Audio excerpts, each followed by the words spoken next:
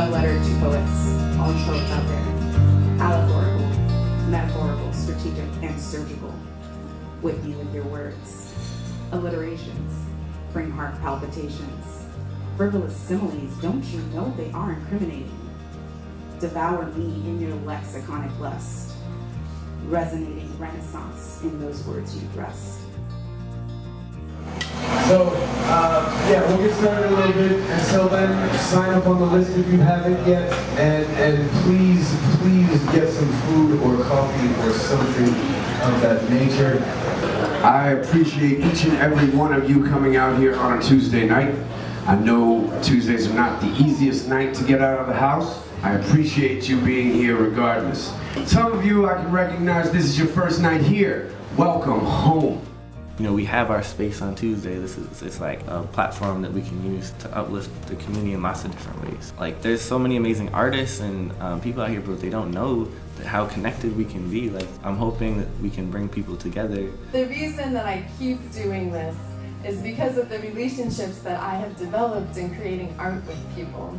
And as much as I love the art form itself, without the people in the community to share it with, it's just a bunch of words in my journal. I think of the Siren Song space of, the monthly event that we have there. It serves the community in so many ways, and it is a community, right? So it to me very much feels like a church. It's like poetry church, right? It's always there. It's there once a month. You could be a new person and show up and you're welcomed and people see you and acknowledge you. And if you have something you want to share, you have the opportunity to. I want to learn how to pray. From the intoxicating cider left on my skin. From the clouds stretched thin across the sky's kingdom. But mostly, I want to learn how to pray. My favorite part about the monthly show is looking forward to seeing who new steps on that stage. That is just a really big treat for us. Almost every month, we see someone new that has never performed in front of people their whole lives step up and say, this is the first time that I've ever done this. And you can see a little tremble in their hand and the audience goes quiet and it's just so authentic. So reading my stuff in front of a large crowd is very new for me, so thanks for having me. It's a large crowd, isn't it? It's huge. All right, I've never done this before. So I haven't actually performed in front of anyone before, so it's kind of a total first for me. this is my first time.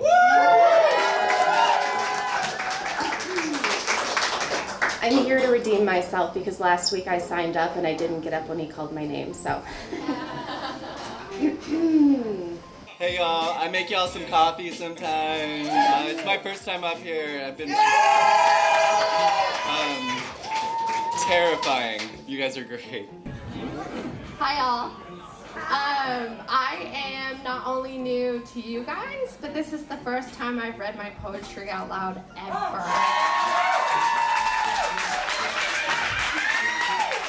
I've been here for 3 weeks and I was too scared, but then I got here tonight and there was one opening, so. Yeah! And I've cracked all my knuckles like 10 times in the last hour because I was so nervous. You got it. Okay. You know, the number one fear in the world is public speaking, and number two is being set on fire. People would rather burn alive than do this, what I'm doing right now. What I do all the time, and I'm always terrified of doing it constantly. So any of you who are like, oh, I don't know, I'm scared to get up there, I'm scared up here. ASMR, Autonomic Sensory Meridian Response. And that's just a fancy name for the tingles you get that run up and down the back of your neck. It's a real nervous response, and it's a combination of euphoria and calm. You often get it if someone is speaking to you passionately about something they believe in. So poetry is a great avenue for that. But it is this feeling of lightness and clarity, and all of a sudden you're like, this does matter. We trip ourselves up as if to stop our exploration of self-evolution, as if our realities would rip in two, snagged on the nail of insecurities.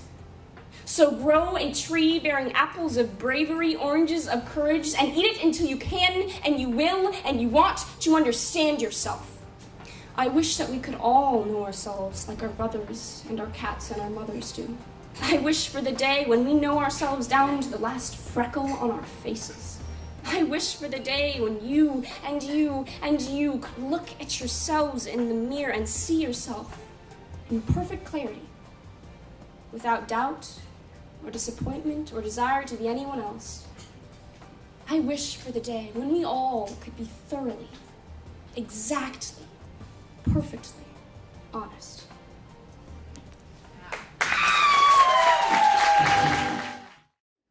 Let's start a thought that turns dark a lot. The darkest thought is hardly not hard to spot. The spark is hot. She's an X, but X does not mark the spot. So let's start a thought. Keep it moving. Just keep it moving. We say keep it human. Just keep it human. Don't let a secret ruin how we see it moving. Just keep it moving and keep it human. She had a big library of literary works in different colors and would literally judge books by their covers. So when she asked me why I'm happy and never bored that we didn't hold together more, I said, for sure, I'm not trying to better her. I'm still trying to weather her weather, whether her metaphors weather for better or measure wetter than a reservoir. To wash away the tears and contemplate the years as I wait for beers until the waitress nears. So silent, the quiet hurts, the eyelid jerks, and yet ready for the heavy whatever like some Wyatt Earps. The memories of no comparison for me to compare again. If people were open books, she'd be a really pretty shitty librarian. Not taking care of them, but tearing them down and judging them so arrogant now. I mean, I love that love's essential, but she was just the opposite, talking shit and always judgmental. She had a big library of literary works in different colors and would literally judge books by their covers. She tried very hard to organize every lie that lied in her library. Quite scary, the mind carefully tried to confine mine barely 9 times like Einstein's relative timelines. She tried to treat people like books, but was literally illiterate, couldn't read the right looks. And if it's like looks from the right books or like catching right hooks, I'd pay attention, because that's why I rap and write hooks. She had a big library of literary works in different colors and would literally judge books by their covers. Congruency slipped on that barricade and got turned into a tangent. This is not tangential. I do actually write to you. I do actually expect you. I expect most of the facets of your infinite personality to shine through in a moment of reflection on your form. The artist's eye is in all of us. When this is more than I can take and I am fed more than I can chew without having an aneurysm, and I am more than suspicious of being off my rocker on some substance I invented in my fervor, I make a motion that is moving by an animatronic machine, and I step into the future. I cement myself into the memory of the earth I am compelled to.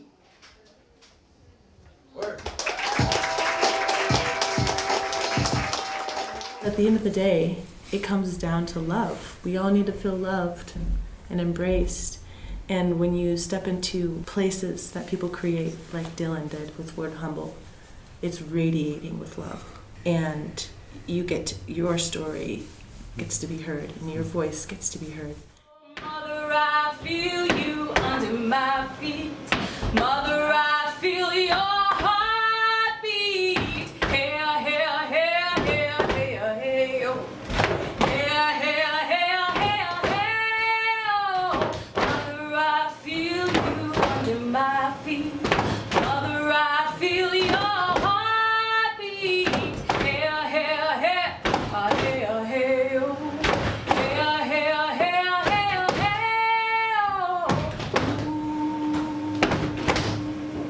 Woman, you are more than the passing of genetic information.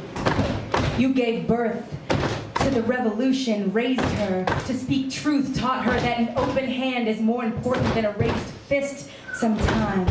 Woman. Mother, I feel you under my feet. Mother, I feel your heartbeat. Hey, hey, hey, hey, hey, oh. Hey, hey, hey, hey, hey, oh.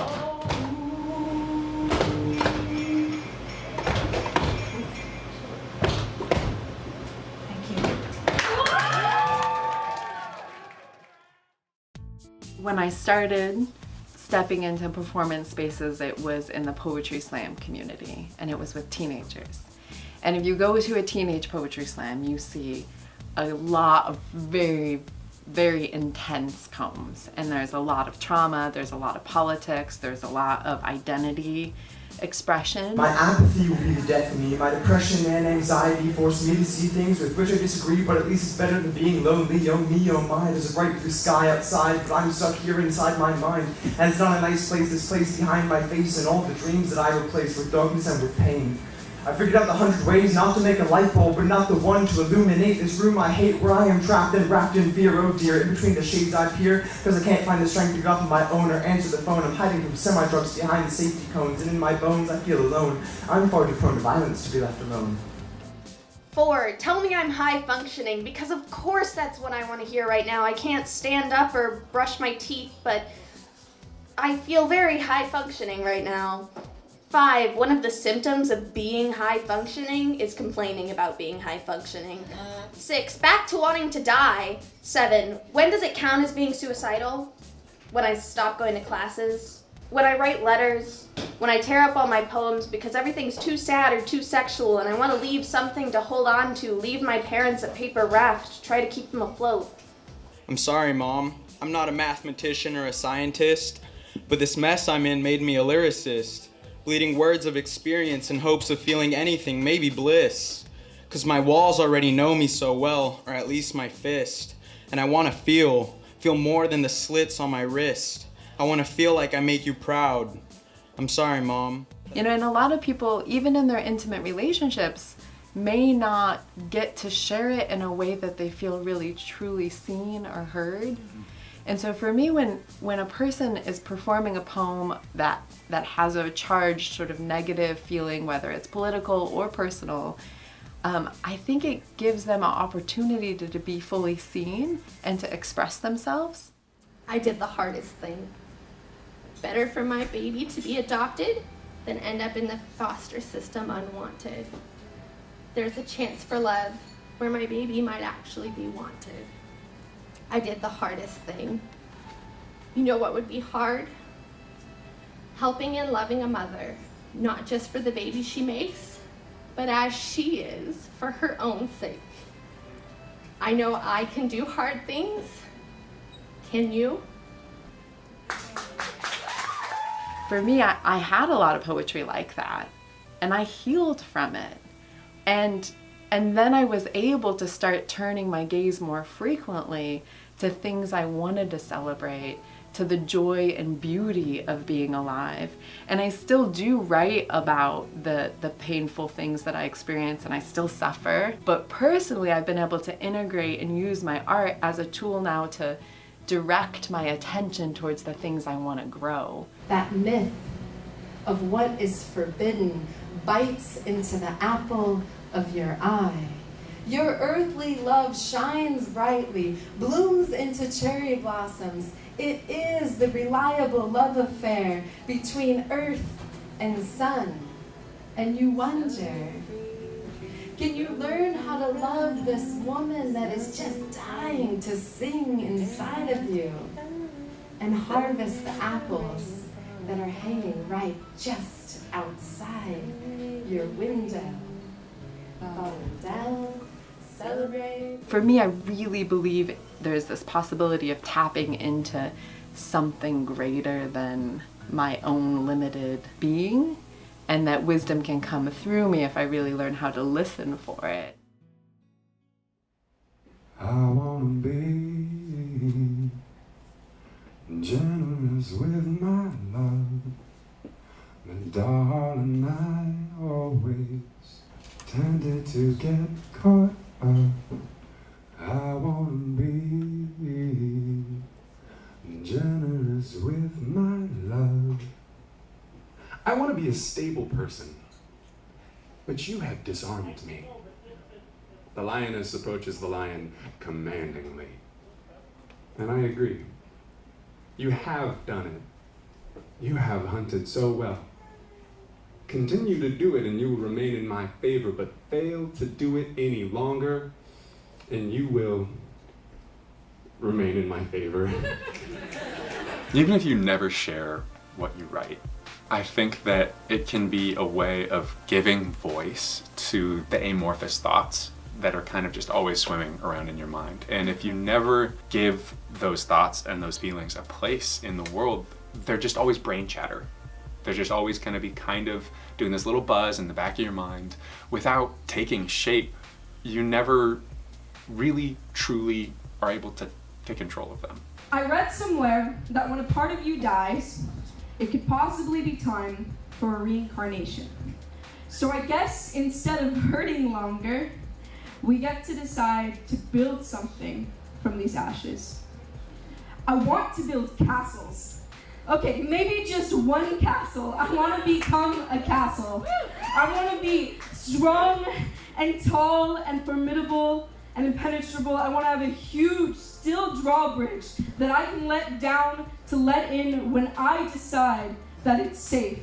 I want to be covered in moss and vines and greenery so that my outsides match the growth inside of me. I want to be brick after brick layered thick of bravery, but also with lots of wide windows whittled in to signify what I hope to solidify as an unwavering welcome to serendipity. And a moat. Sure, I'll have a moat. I'll negotiate with my nightmares. Or maybe I'll become a king.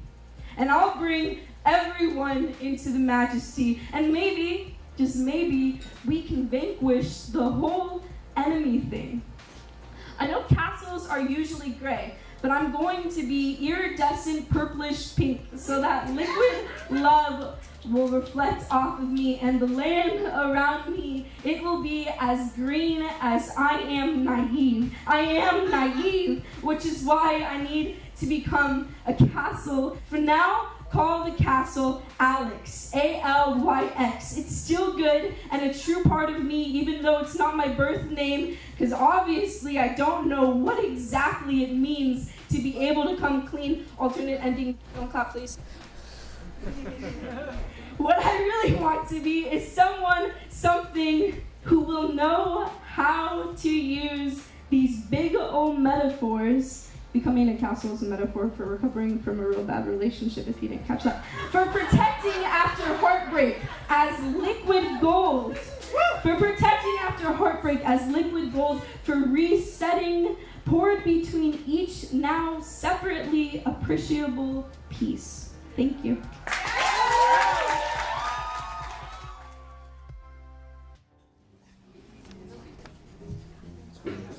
This place of justice, bitter, real, shocking, with no mercy. When justice does her bidding, don't come in here. It's a slaughterhouse. There is no good or bad, only justice. At those poetry events, you do see pieces about oppression, and these are huge systematic things that we need to keep speaking about because they are a daily part of our life, and if you're awake and aware, we're all seeing those things every day. Watch as the world falls in our hands. One world will be taken to the promised land. I see many faces and many lives. Many survive, but still many souls gon' die. We move, we will rise like a bread in the pan. I stand firm in the many like a grain of sand. We build one nation, only one divide. There's only one common goal we share. We one tribe. They sell our culture for industry, profit off our misery, oppress our ethnicity, then rewrite the history, commit mass atrocities, ignore all our prophecies, destroy all our codices, take our knowledge overseas, kill for greed and spread disease, enslave man to build machines, pollute rivers and the streams, kill the earth, the plants and trees, create war more casualties, set up laws and faculties, sell liquor and tobacco leaves, sign treaties and policies, form boundaries and colonies, take our kids in custody, teach them Christianity, set up prisons and police to protect this whole process they call progress, the conquest, the Congress to keep us unconscious. Ooh.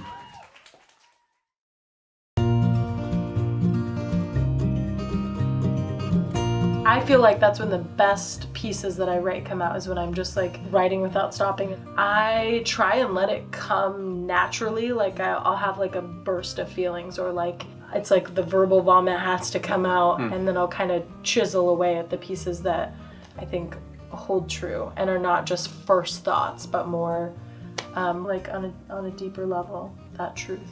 She asked me to watch her purse. It was leather with a broken strap stuffed with dollar bills. I, like a good daughter, nodded quickly. My pride was swelling above my shoulders. She asked me to watch her purse.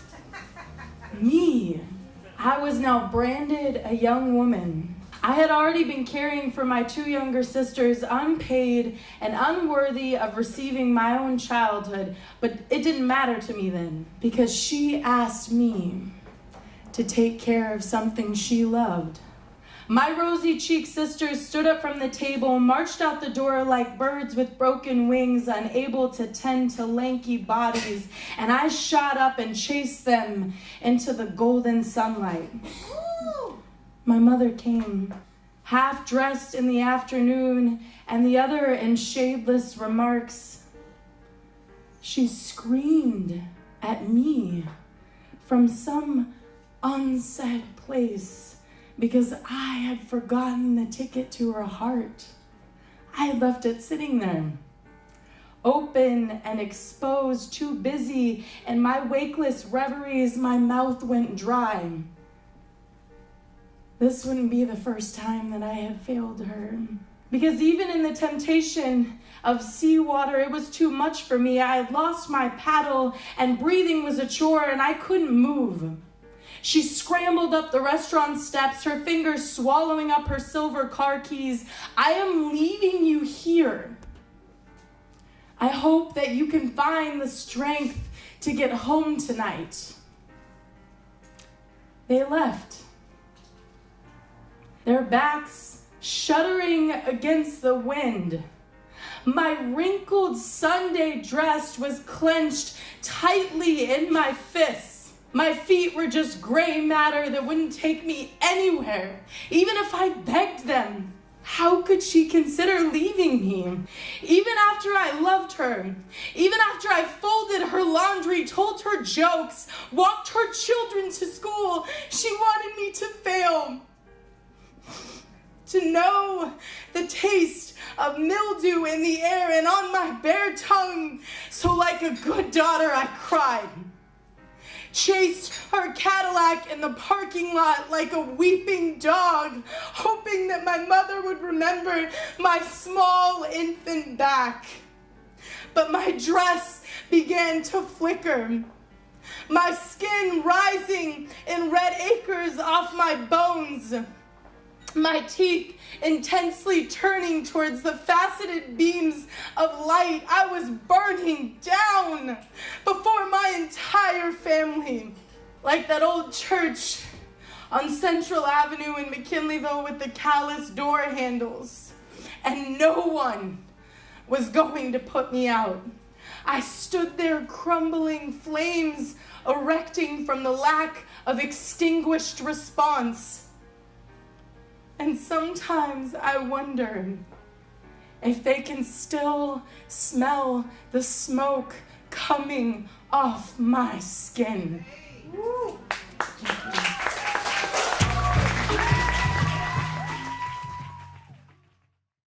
All right. The Word Humboldt group piece. Let's see what y'all think poetry is tonight. Poetry is the release of raw, reckless past from paper, pen, and ink into a community where we are free to grow from the cracks in the concrete. Poetry is the form of expression that gives a voice to the voiceless. Poetry is real. Poetry is an expression of the subconscious. Poetry is a way to express what you're too afraid to say. Poetry is spontaneity. Poetry brings words to life. And poetry is release, a face to the name of many things. Poetry is a gift I appreciate every day.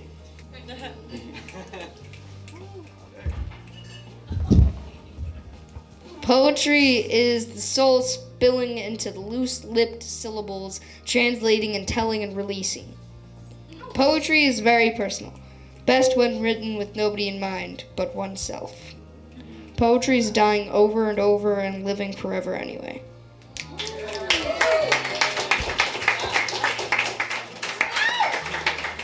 It's important that we have a space where we can all share these things and not feel ashamed of them. Feel like people are there with us. They're celebrating that bravery. It's a chance to share those extreme feelings that we don't have a lot of avenues for in our society. I mean, it's just like group therapy in a way. If everyone could have therapy in the world would be a better place. So come to poetry scenes.